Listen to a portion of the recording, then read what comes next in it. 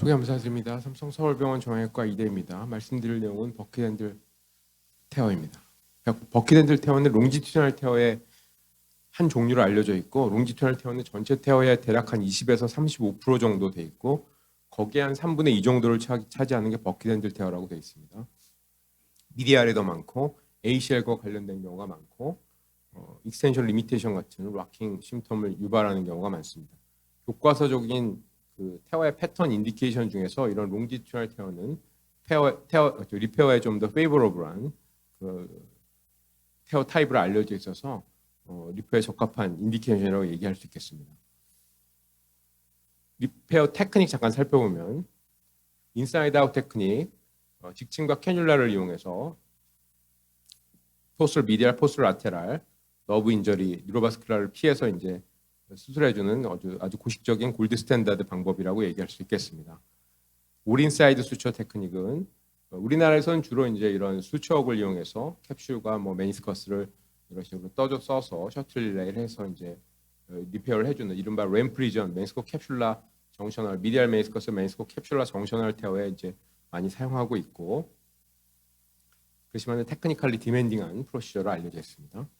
미국 쪽에서는 이제 올인사이드 수처하면 이런 메니스칼 픽세이터를 이용한 방법을 많이들 얘기하고 있지만은 이거 역시 이제 앵커가 빠지면서 이런 루즈반이나 사이노바이티스 등을 일으키는 문제가 있을 수 있겠고, 컴퍼니 바이어스의 그 컴퍼니 베이스 디바이스라서 이제 거기에 좀 디펜던트하는 경향이 있겠습니다. 개인적으로 좋아하는 이제 테크닉은 이런 스파이널 리들이나 수처업을 이용해서 이렇게 업저버블 수처, PDS 같은 업저버블 수처를 이용해서 벌티컬 스티치를 하는 방법들을 좋아하고 있고, 이런 것들은 이제 관절 내 혹은 관절 밖에서 셔틀 릴레이를 한번 해줘야 되겠습니다. 그래서 이런 벌티컬 스티치는 이제 펄처싱 파워가 가장 좋아서 힐링 레이트가 제일 좋다는 그런 유명한 연구 결과는 있고, 그래서 이런 벌티컬 스티치는 이제 제가 하는 방법은 스파이널 리들이나 수처업을 이용해서 메니스커스를 위에서 아래로 떠서 이제 관절 밖으로 빼서 이제 스티치하는 경우가 되겠고, 동영상 잠깐 보여드리면 메니스커스를 위에서 아래로 스파이널 리드를 이용해서 떠서 아래로 나온 실을 요새는 이제 이런 메탈 루프가 있어서 메탈 루프를 이용해서 바깥쪽으로 관절 밖으로 빼주면 벌티컬 스티치가 한 번에 완성될 수 있겠습니다.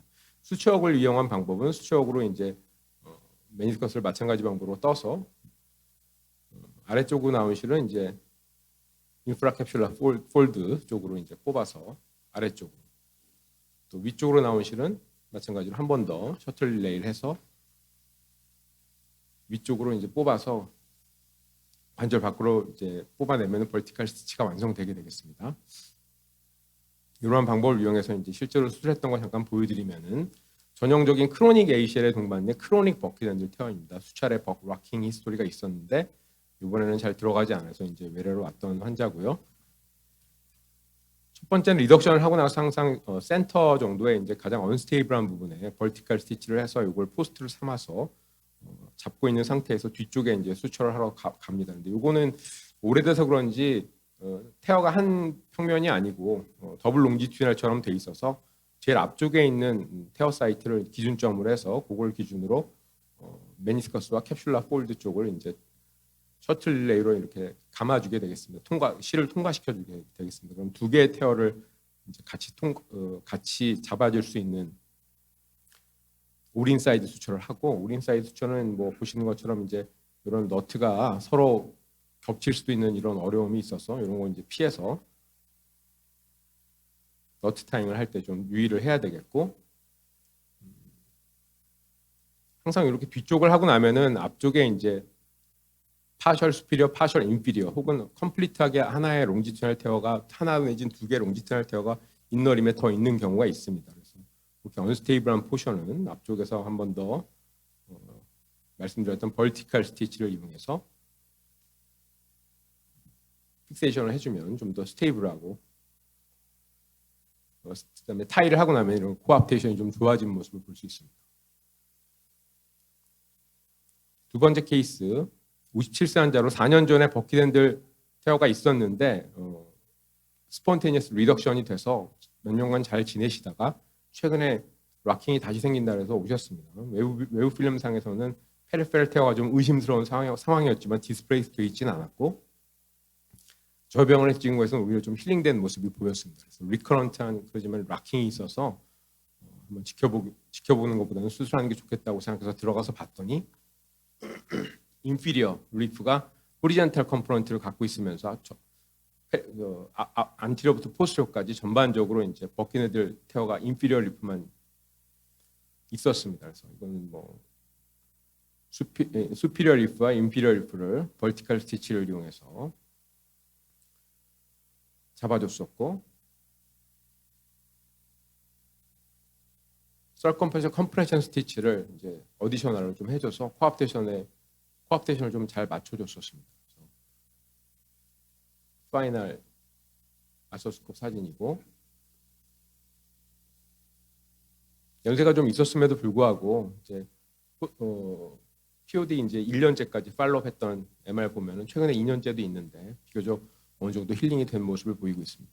락킹도 사라졌다고 했었고 매일 55세 환자 크로닉 ACL에 크로닉 버킷핸들 몇 번 보여줬던 동영상이긴 한데 훨씬 더 첫 번째 케이스보다는 더 심한 OA가 있고 티슈 퀄러티도 훨씬 좋지 않고 메니스커스가 이렇게 이버전되어 있습니다. 그래서 리덕션도 잘 되지 않고 한 5분 정도 낑낑대면서 이제 리덕션을 했는데 잘 안 됐었고 그래서 앞쪽에 벌티컬 스티치를 하나 걸어서 이걸 포스트를 삼아서 카운터 폴스를 주면서 이제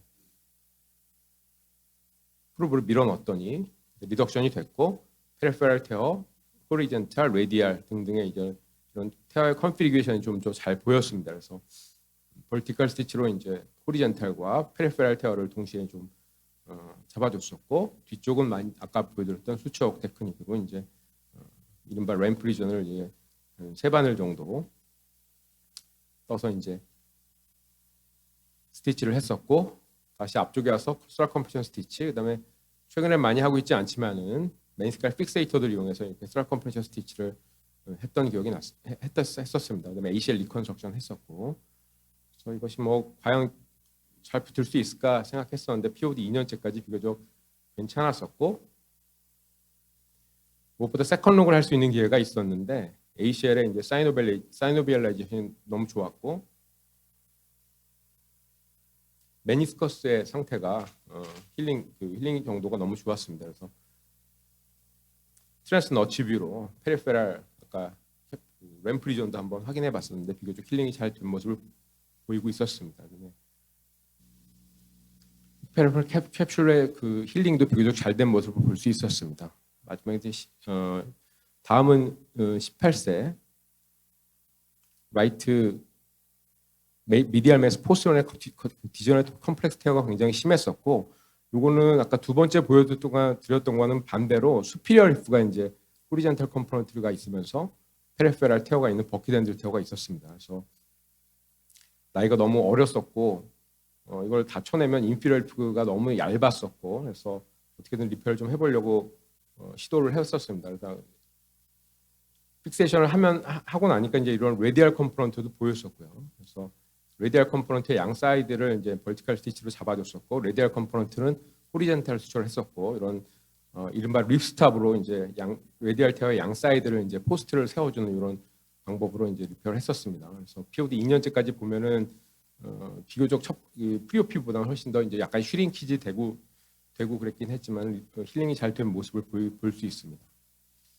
34세 환자고 라테랄 메니스커스 버킷핸들입니다. 라테랄 메니스커스 버킷핸들은 이렇게 흔하진 않은데 이런 더블 원트리온 사인이 있는 환자였고 락킹 히스토리가 있었는데 수술하기 직전에는 이런 식으로 리덕션이 됐고 페리페랄 테어가 포스terior 쪽에는 좀 보였습니다. 그래서 뭐 힐링이 되지는 않았을 거라고 생각해서 수술해서 들어갔더니 이제 페리페랄 테어가 여전히 있었고 굉장히 이제 안티리온까지 메니스커스가 튀어나올 정도로 굉장히 언스테이블했고 근데 어려웠던 거는 테어의 롱지터널 테어가 좀 더 인너림에 있어서 수축이 인너림을 통과해서 메니스커스 실지를 뜨는데 굉장히 어려웠습니다. 아티큘라 카틸리지에 걸렸기 때문에 그래서 이럴 때는 ROM을 좀 바꿔가면서 혹은 바루스를 좀 각도를 아마 바루스를 줬던 것 같은데 무릎 각도를 바꿔가면서 제일 아티큘러 카틸리지에 닿지 않으면서 메니스커스 실지를 통과시킬 수 있는 그런 각도를 찾아봐야 되겠습니다. 그래서 무릎 각도를 바꾸면서 이제 수치적으로 이제 앞서 말씀드렸던 셔틀 릴레이 방법으로 페리페럴 테어를 한 3바늘 정도 떴던 것 같습니다.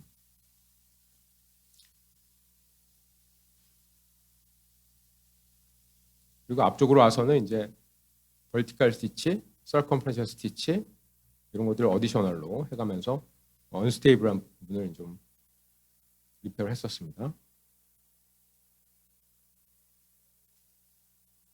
마지막 케이스입니다. 52세 환자인데 개인적으로는 라테랄 메니스커스의 그 디스코이드의 센트럴 쉬프팅 타입이라고 생각했었습니다. 락킹이 굉장히 심했었고 익스텐션이 되지 않았고 보시면은 메니스커스가 센트럴로 쉬프팅돼 있고 그래서 이거를 페리페럴 캡슐에 이제 벌티컬 스티치를 걸어서 이렇게 당겨봤는데 전혀 가질 않아서 리덕션이 되질 않아서 이게 스카일링 된 부분을 좀 이렇게 릴리즈를 했습니다. 잘랐습니다. 자르고 나서 벌티컬 스티치를 하나 더 걸고 당겼는데 리덕션이 잘 되지 않아서 과감하게 여기를 아예 디태치를 시켰고 그래서 리포지셔닝을 한번 시켜보기로 했습니다. 그래서 떨어져 나온 부분은 안티리어는 다시 안티리어 쪽에 안티리어 센터 쪽에 좀 더 바짝 당겨서 리페어를 했고 그리고 벌티컬 스티치로 이제 앞쪽부터 뒤쪽까지 쭉 스티치를 걸어서 이제 픽세이션 했습니다. 이런 식으로 마치고 나왔고 그래서 보면은 생각보다는 메니스커스의 커버리지가 좀 좋아진 모습을 볼 수 있습니다. 그래서 이렇게 일리듀서블한 경우에도 리포지션 한번 시켜보는 것도 괜찮겠다는 생각을 했던 케이스입니다. 정리해서 말씀드리면 버킷핸들 테어는 ACL과 동반되는 경우가 많고 메니스커스 리페어의 좋은 인디케이션인 테어 패턴이라고 얘기하고 있습니다. 그래서 약간의 올드 에이지나 티슈 퀄러티가 좋지 않은 경우에도 할 수 있으면 우리가 리페어를 한번 시도해 봐야 되겠습니다. 앞서 보여드렸던 벌티컬 스티치가 가장 이제 좋은 방법이라고 생각되고 그렇지만은 그게 스파이널 니들이건 수초옥이건 메니스컬 픽세이터건 어떤 방법을 이용해서라도 우리가 좀 이런 방법에 익숙해지려고 노력을 해야 되겠습니다. 왜냐하면 이런 앞서 보여드렸던 어려운 케이스들을 한 가지 방법으로 해결하기 어렵기 때문인 것 같습니다. 감사합니다.